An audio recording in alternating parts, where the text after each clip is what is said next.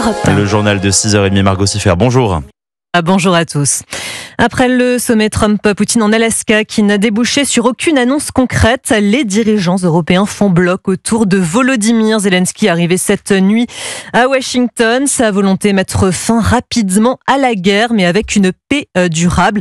Pareil pour Emmanuel Macron qui a précisé hier soir les 3 objectifs majeurs à défendre lors de cette rencontre. Le premier, c'est de rappeler ce qui unit l'Ukraine, les Européens, les États-Unis d'Amérique.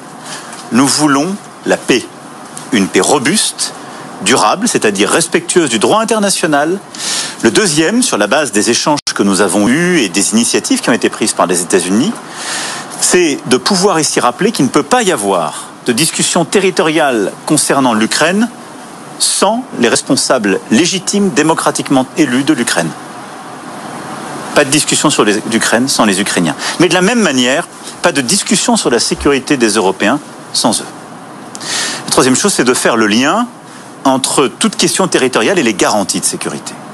Et c'est tout le travail que nous avons fait ces derniers mois. Tout le travail qui a été fait par la coalition des volontaires que nous avons bâti, qui consiste à dire quel est le format d'armée ukrainienne pour que la paix justement soit juste et durable. Emmanuel Macron qui s'exprimait hier soir à l'issue de la réunion de la coalition dite des volontaires qui a duré près de 2 heures. Résultat, si les alliés de Kiev saluent les initiatives pour obtenir un accord de paix, ils rejettent pour l'instant, Charles Bouchin, la plupart des idées émises par les États-Unis et la Russie. Oui, Volodymyr Zelensky et les Européens campent sur leur position, d'abord sur leur volonté d'obtenir un cessez-le-feu que Donald Trump et Poutine n'envisagent plus, préférant un accord de paix global. Mais pour le président ukrainien, il est impossible de discuter avec la Russie alors que le combat continue. Il est nécessaire qu'il y ait un cessez-le-feu, il faut travailler à un nouvel accord. Poutine ne veut pas arrêter la tuerie, mais il doit le faire. Nous avons besoin de vraies négociations, ce qui signifie que nous pouvons commencer là où se trouve la ligne de front maintenant. Depuis le sommet en Alaska, Donald Trump se fait le porte-parole de l'idée d'un gel du front en l'échange de la cession de certains territoires par l'Ukraine. La Russie demande notamment le territoire du Donbass. La présidente de la Commission européenne, Ursula von der Leyen, a rappelé son opposition aux modifications des frontières. On ne peut pas changer les frontières des pays par la force. C'est une décision qui revient à l'Ukraine et seulement à l'Ukraine. On ne peut pas les prendre unilatéralement sans prendre en compte l'Ukraine. Les alliés espèrent qu'une réunion trilatérale avec la Russie sera rapidement organisée. Pour le moment, aucun signe positif à ce sujet n'a été envoyé de la part du Kremlin. Charles Bouchin pour Europe 1, le Kremlin qui souhaite, d'après Emmanuel Macron, non pas la paix, mais la capitulation de l'Ukraine. Cette nuit encore, une frappe de drone russe a fait 3 morts et 17 blessés à Kharkiv. Volodymyr Zelensky demande une protection au sol, dans les airs et en mer, autant de garanties de sécurité qu'il souhaite voir développer avec la participation de l'Europe. Quant à Donald Trump, il vante malgré tout de grands progrès avec la Russie. Il estime même que la balle est dans le camp des Ukrainiens qui peuvent choisir de mettre fin presque immédiatement à la guerre ou bien continuer à combattre. Il exclut aussi que son homologue ukrainien rejoigne l'OTAN et reprenne la Crimée. Il est 6h33, vous écoutez Europe 1 matin.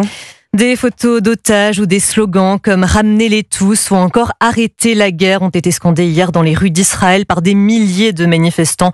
Ils réclament un cessez-le-feu qui garantirait la libération des captifs toujours aux mains du Hamas. Ils s'opposent aussi à la décision du gouvernement de lancer une nouvelle offensive contre le groupe terroriste pour s'emparer de Gaza. Le feuilleton Air Canada se poursuit. La compagnie aérienne a suspendu hier soir la reprise de ses vols annoncés dans l'après-midi. Les hôtesses et stewards sont toujours en grève et cela alors même que le gouvernement avait ordonné la fin du mouvement destiné à obtenir une meilleure rémunération. 130 000 passagers sont affectés chaque jour depuis samedi. Des nouvelles fusillades ce week-end qui renforcent le climat d'insécurité à Toulouse. Un homme de 23 ans tué par arme à feu dans la nuit de samedi à dimanche, quartier Bellefontaine. Un autre grièvement blessé par arme blanche au niveau de la gorge. Son pronostic vital est engagé. On ne sait pas pour l'heure si les 2 affaires sont liées, mais une chose est sûre, les habitants sont à bout. Margot Bongrand les a rencontrés pour Europe 1. Il pourrait faire bon vivre dans ce quartier en périphérie de Toulouse, orné de parcs et de verdure. Mais cette maman qui souhaite rester anonyme n'espère qu'une chose, déménager. Cette nuit, les balles ont touché les volets de son appartement. Vers 2h, 3h du matin, on a entendu des balles. Il y avait même dans le mur où j'habite là, ils ont tiré. Mais vous voyez, si j'étais dans le couloir et la balle était directement, c'est une catastrophe. Franchement, je suis vraiment inquiète là. Je suis choquée, quoi. Et c'est pas la première fois qu'il y aura ces choses-là dans le quartier. J'en ai marre. On a peur, franchement. Cette nouvelle fusillade renforce le climat d'insécurité dans le quartier. Un autre habitant souhaitant également rester anonyme explique que l'environnement s'est dégradé à tel point qu'il envisage de faire partir sa mère. Avant c'était bien, mais c'est plus pareil maintenant du tout. On était en sécurité, clairement. Il n'y avait pas d'embrouille, il n'y avait pas de... Tout le monde se mélangeait avec tout le monde se prenait pas la tête. Mais maintenant, pour un regard, on peut se faire tirer dessus. Il faut le plus vite possible faire partir la maman d'ici et c'est le plus important. Ce quartier est classé zone de sécurité prioritaire depuis une dizaine d'années. Toulouse, Margot Bongrand, Europe 1. 2 églises de Seine-Saint-Denis vandalisées samedi, celle de Saint-Marthe des Quatre Chemins à Pantin et l'église Saint-Yves de la Courneuve. Des statues ont été détruites, des affiches arrachées, des bancs renversés. Un suspect qui menaçait fidèles et policiers avec un couteau a été interpellé. Vous êtes bien sur Europe 1, il est 6h36. La voiture autonome se démocratise. Réservée jusque-là à certains modèles haut de gamme, le service sera proposé d'ici 2 ans pour des véhicules à prix accessible. C'est en tout cas le sens de l'annonce que vient de faire Volkswagen, premier constructeur européen. Aurélien Fleureau. La production va démarrer dans moins d'1 an et l'arrivée sur les routes est programmée pour 2027. Volkswagen, en collaboration avec l'équipementier Bosch, est en train de finaliser une pile logicielle grâce à l'intelligence artificielle qui permettra de proposer cette innovation pour des modèles comme la future citadine électrique, l'ID1, qui est attendue sous la barre des 20 000 €. L'objectif est donc de cibler des millions de conducteurs dans une période où le marché du neuf est en baisse continue depuis 3 ans. Arnaud Aimé, expert automobile au cabinet SIA. L'enjeu de l'autonomie pour les constructeurs, c'est pouvoir se différencier vis-à-vis des consommateurs. C'est plutôt l'autonomie dite de niveau 3 qu'ambitionne Volkswagen avec Bosch aujourd'hui, où la conduite autonome serait suffisamment performante pour lâcher le volant, mais en gardant quand même un œil sur la route pour pouvoir reprendre la main rapidement. Bien sûr, ce sera un plus pour l'automobiliste. BMW, Stellantis, Hyundai, Volvo et bien sûr Tesla font partie des constructeurs les plus avancés sur la conduite autonome. Volkswagen essaiera donc d'avoir un temps d'avance en la proposant au plus grand nombre. Le constructeur allemand estime que 75% de ses voitures neuves en seront équipées en 2030. Aurélien Fleureau du service économie d'Europe 1. Attention, bison futé, voire rouge ce lundi dans le sens des retours de vacances et particulièrement dans le sud-est. Les difficultés sont attendues dès ce matin et tout au long de la journée. Et dans le sens des départs, le trafic sera là aussi dense, notamment sur les grands axes permettant de rejoindre la Méditerranée depuis l'Île-de-France. Ils apparaissent parfois sur les selfies des touristes parisiens, des invités inattendus. Les déchets qui gâchent bien souvent la carte postale magique des vacanciers entre crottes de chien, mégots de cigarettes et autres détritus. Leur chemin est bien souvent semé d'embûches au risque de décevoir les voyageurs. Laura Legault les a rencontrés pour Europe 1.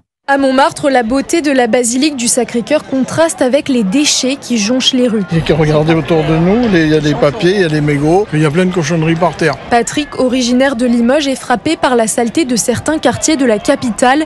La mairie n'en fait pas assez, selon lui, pour nettoyer la chaussée. Des fois, un déchet à jeter, je ne trouve pas forcément rapidement une poubelle. Ça, c'est peut-être une chose à améliorer. Des détritus au sol et dans certaines stations de métro, des odeurs d'urine. Carla, venue du Mexique, garde un mauvais souvenir de son arrivée à Gare du Nord. On est arrivé à la gare et c'était un endroit très fréquenté avec beaucoup de déchets. Ce qui nous a surpris, c'est que pour une ville européenne, on s'attendait à ce que Paris soit plus propre. Par exemple, on vient de visiter Londres et c'était vraiment plus propre. La mère de famille pointe du doigt le manque de civisme des gens et elle insiste, elle ne recommandera pas Paris comme destination de voyage à ses proches. Laura Legault pour Europe 1.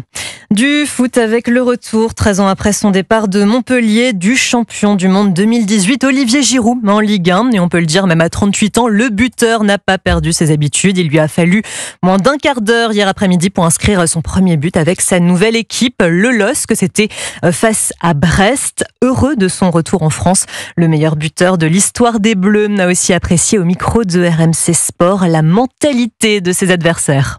Un réel bonheur de revenir sur les pelouses de Ligue 1. Un bon petit stade, une belle ambiance et du spectacle. Ça fait plaisir de revenir aussi en France pour ça. Il y a Chardonnay à la fin du match qui a eu des mots sympas. Il m'a dit respect et bravo pour tout ce que tu as fait pour la France et ta carrière. Et c'est aussi pour ça qu'on joue au foot, d'avoir après les 90 minutes, après le match, après avoir mis le bleu de chauffe, c'est bien d'avoir ce contact avec les mecs et échanger toujours dans un bon état d'esprit, dans un souci de respect et d'humilité. Olivier Giroud, mais son but n'a pas suffi pour l'emporter. La rencontre s'est soldée par un nul 3-3. Côté PSG, 11 jours après avoir repris l'entraînement, le club est venu à bout 1-0 d'un FC Nantes inoffensif, et cela grâce à une frappe très lointaine de Vitinha. Quant au Paris FC qui faisait son grand retour après 46 ans d'absence, il a été battu 1-0 par Angers. Et puis en tennis, l'Italienne Jasmine Paolini est venue à bout de la Russe Veronika Kudermetova. Elle se qualifie pour la finale du Masters 1000 de Cincinnati et affrontera la Polonaise Iga Świątek qui avait battu plus tôt la Kazakh Elena Rybakina. Et puis le palais Galliera devient l'antre d'un créateur les plus subversifs de notre époque, Rick Owens. Oui, le couturier de toutes les audaces, américain d'origine mexicaine, Rick Owens a choisi Paris pour créer, Sébastien Bordenave, une impressionnante rétrospective. Rick Owens pratique l'art total. Concrètement, pour cette exposition, il a créé des fauteuils originaux en fourrure de chameau recyclée destinés aux gardiens du musée de chaque pièce. Pièces qui ont un parfum à base de lotus, élaboré pour l'occasion par le couturier. Les jardins du palais Galliera sont aussi revisités par le maître. Rick Owens surprend toujours dernièrement avec des vestes en cuir de poisson durable, notamment du loup de mer. Mais là où il ne laisse jamais personne indifférent, c'est pendant ses défilés. Alexandre Sanson, commissaire de l'exposition. Les silhouettes de Rick Owens et même les défilés ressemblent parfois à des processions religieuses. Il a une fascination pour le sacré. Il a grandi dans une école catholique, enfant en Californie, ce qui était très marginal. L'école catholique aux États-Unis, c'est 5% de l'éducation. Il voit des uniformes de nonnes qui l'impressionnent énormément et c'est cette majesté-là qu'il veut retranscrire dans chacune de ses créations. Il y a le créateur par le dessin comme Dior et Saint-Laurent, par le stylisme comme Chanel. Rick Owens, lui, fait rimer couture et sculpture. Kim Kardashian en effrayant, son dernier lit en marbre, c'est du Rick Owens. Sébastien Bordenave pour Europe 1 et l'exposition Temple of Love est à retrouver jusqu'au 4 janvier prochain au Palais Galliera. Merci Margot Siffer.